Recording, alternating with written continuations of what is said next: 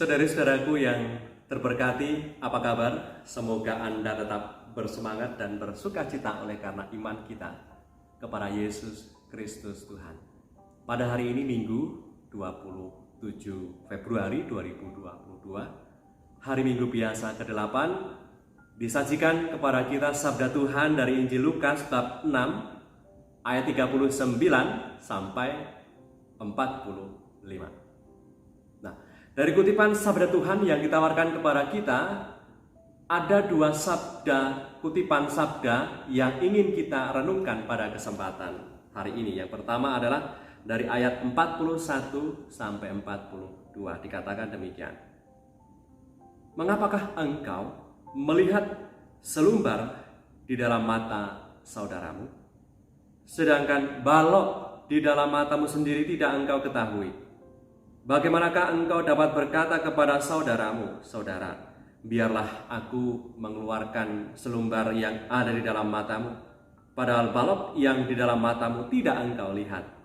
Hai orang-orang munafik, keluarkanlah dahulu balok dari matamu, maka engkau akan melihat dengan jelas untuk mengeluarkan selumbar itu dari mata saudaramu.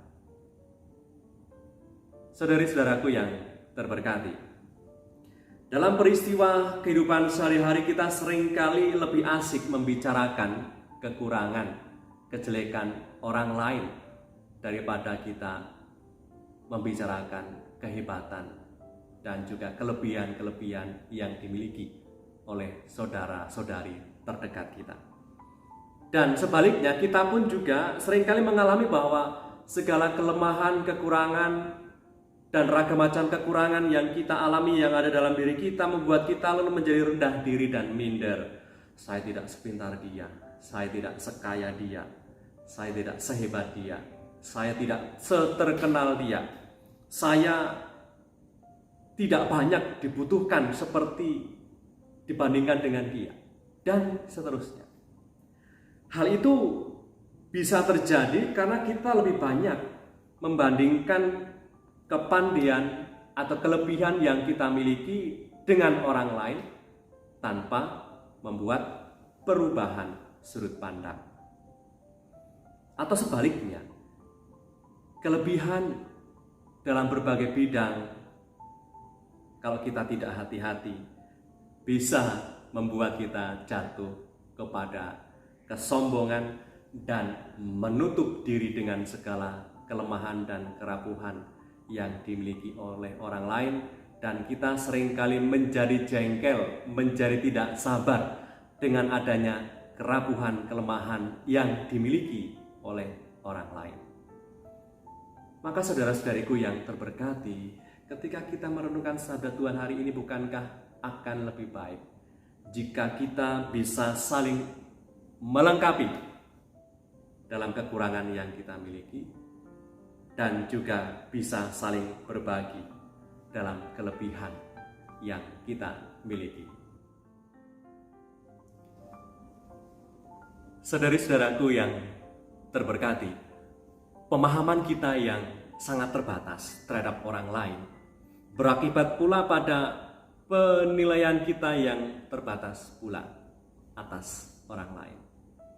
Kita memang bisa dengan jelas melihat kekurangan-kekurangan yang ini dimiliki oleh sesama kita, orang lain, dan menilainya atau menghakiminya atas dasar pemahaman kita yang terbatas itu. Tetapi kalau demikian, apakah itu bijaksana?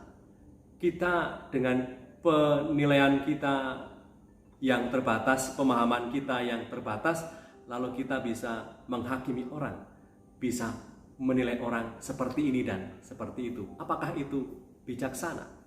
Maka lewat perumpamaan yang disampaikan Tuhan hari ini, sungguh-sungguh menegaskan akan kenyataan hidup kita. Mana bisa orang buta menuntun orang buta, seperti dikatakan Tuhan tadi.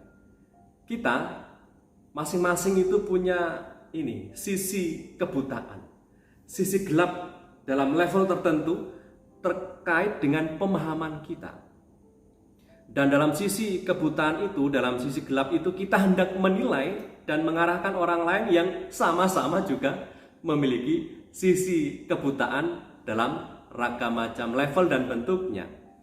Maka tadi dikatakan oleh Tuhan, orang buta kok menuntun orang buta? Mana bisa? Maka saudara-saudariku yang terberkati, dalam kehidupan bersama kita tentunya butuh pribadi-pribadi yang tercerahkan, sehingga pribadi-pribadi yang tercerahkan itu bisa menuntun saudara-saudari kita yang punya sisi-sisi kebutaan dalam ragam macam level bentuknya. Pribadi yang tercerahkan dan matang yang saya maksudkan ini adalah bukan orang yang hebat dan tanpa masalah dan pergulatan. Mereka adalah pribadi-pribadi yang telah bergulat dengan masalah dan mengolah kekurangan-kekurangan yang dimiliki dan kelemahan-kelemahan yang dipunyai itu, yang kemudian disadari bahwa saat-saat itu, saat-saat kekurangan, saat-saat kelemahan itu sebagai saat berahmat, di mana Allah sungguh-sungguh menyapa, mengingatkan, dan membentuk dalam kekurangan dan kelemahan yang disadari itu. Dan itu sungguh-sungguh menjadi saat di mana ketika kita sadari saat-saat kelemahan dan kekurangan itu menjadi saat di mana Allah sungguh-sungguh menguatkan kita dengan rahmatnya yang begitu luar biasa kepada kita. Seperti ditegaskan oleh Santo Paulus. Ketika Santo Paulus meminta kepada Tuhan supaya bisa mengambil duri dalam dagingnya, tetapi Tuhan mengatakan, cukuplah kasih karuniaku bagimu. Dalam kelemahan kuasaku menjadi sempurna. Semoga saudara-saudariku yang terberkati, hari ini kita bisa menjadi sesama yang baik, yaitu memandang dan memperlakukan sesama seperti Tuhan Yesus tunjukkan.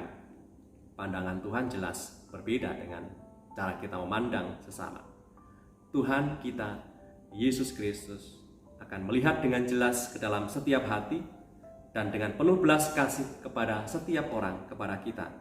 Bahkan untuk mereka yang sebenarnya tidak layak untuk mendapatkan belas kasih-Nya oleh karena dosa dan kerapuhan, Tuhan justru memberikan perhatian yang luar biasa kepada mereka.